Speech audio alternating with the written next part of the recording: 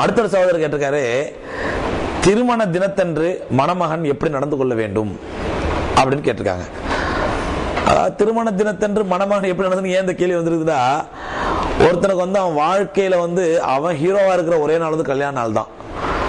அவன் தான் அன்னைக்கு ஹீரோ, மாப்பிள்ள தான்.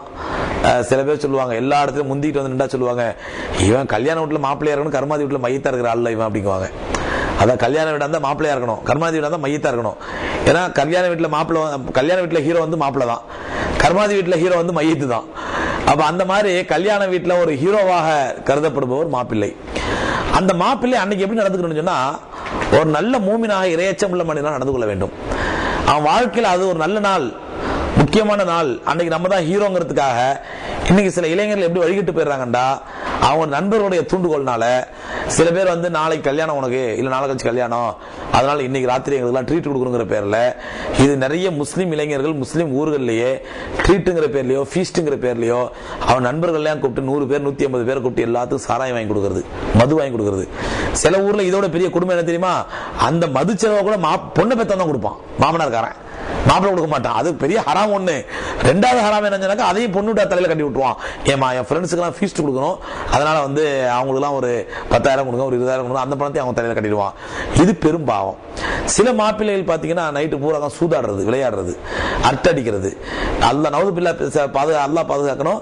சில இளைஞர்கள் ஆண் பிள்ளைகளை, அதாவது மாப்பிள்ளைமார்களை வழிகெடுத்து அவனுடைய திருமணத்திற்கு பிறகு இல்லற வாழ்க்கை எப்படி நடத்த வேண்டும் என்பதற்காக விபச்சாரிகளிடத்தில் அழைத்து சென்று பயிற்சி கொடுக்கக்கூடிய சில இளைஞர்கள் இருக்காங்க. மாப்பிள்ளை நீ ட்ரைனிங் எடுத்துக்க முதல்ல அந்த விபச்சாரிட்ட போய், அப்பதான் உங்க மனைவி ஒழுங்கா நடந்துக்க முடியும். இதெல்லாம் எவ்வளவு பெரிய பாவம்.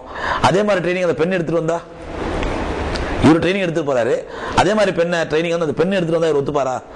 அப்போ ஒரு பெண் எப்ப, ஒரு ஆண் எப்படி தனக்கு கிடைக்கக்கூடிய மனைவி சுத்தமானவளாக கற்புள்ளவளாக கிடைக்க வேண்டும் என்று ஆசைப்படுகின்றானோ, அதே மாதிரி ஒரு பெண்ணும் தனக்கு வரக்கூடிய கணவன் கற்புள்ளவனாக வர வேண்டும் என்று ஆசைப்படுவது இயற்கை, நியதி. இது ஒரு நியாயமான தேடல். அவ எப்படி வந்து ஒரு பெண், ஒரு ஆண் வந்து தன்னுடைய மனைவி தனக்கு கற்புள்ளவளாக நல்லவளாக கிடைக்கும் நினைக்கிறானோ, அதே மாதிரி தானும் சுத்தமானவனாக அவளிடத்தில் செல்ல வேண்டும் என்று நினைக்க வேண்டும்.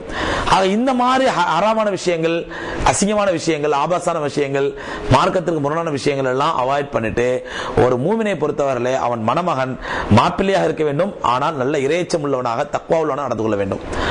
அவன் அந்த நாள் அவனுக்கு இனிய நாள் தான், சந்தோஷமான நாள் தான், அவன் வாழ்க்கையில் ஒரு முக்கியமான நாள் தான். அது அன்றைய தினம் அவன் ஹீரோவாக கருதப்படக்கூடிய நாள் தான், அதெல்லாம் மாற்றுக்கிறது கிடையாது. ஆனால் அந்த ஹீரோயிசம், அந்த முக்கியத்துவம், அந்த நாளுடைய இனிமை அவனை இறையச்சத்தை விட்டும் அல்லாஹ்வுடைய மார்க்கத்தை தடுத்துடக்கூடாது. ஏன்னா நிறைய மாப்பிள்ளைகளை பார்ப்போம், கரெக்டா 5 வேளை தொழுவான், ஆனா கல்யாண ராத்திரி ஃபர்ஸ்ட் நைட் முடிச்சா அவனுக்கு அந்த ஃபஜ்ர் கடமையே இல்லை, ஃபஜ்ருக்கு பள்ளிக்கு வரவே மாட்டான். மற்ற நாள் கரெக்டாக ஃபஜ்ர் தொழுவான். கல்யாணம் புது மாப்பிள்ளை இல்லை, ஏன் புது மாப்பிள்ளை ஃபஜ்ர் தொழக்கூடாதா? இந்த அளவுக்கு ஆயிடுச்சு சமுதாயத்தில். ஒரு புது மாப்பிள்ளை கரெக்டா ஃபஜ்ருக்கு வந்துட்டான்டா, என்ன மாப்பிள்ளை ஃபஜ்ருக்கு வந்துட்ட, என்ன ஒன்னும் விசேஷம் இல்லையா அப்படி கேட்கிற அளவுக்கு மத்தவங்க கிண்டல் பண்ற அளவுக்கு மாப்பிள்ளை ஃபஜ்ருக்கு வரவே கூடாது அப்படின்னு ஆக்கிட்டாங்க.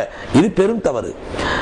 அவருடைய இனிமையையும் அவருடைய சந்தோஷத்தையும் அவருடைய மகிழ்ச்சியையும் தக்வாவின் மூலமாக இறையச்சத்தின் மூலமாக மெருகேற்றிக் கொள்ள வேண்டுமே தவிர, தக்வாவை இறையச்சத்தையும் காலில் போட்டு பெதிச்சு அதுல இனிமையையும் சந்தோஷத்தையும் காண வேண்டும் நினைத்தால் அந்த இனிமை மார்க்கத்தின் ரீதியாக இனிமையும் கிடையாது, அது உண்மையான ஹீரோயிசமும் கிடையாது, அது உண்மையான சந்தோஷமாக இருக்க முடியாது.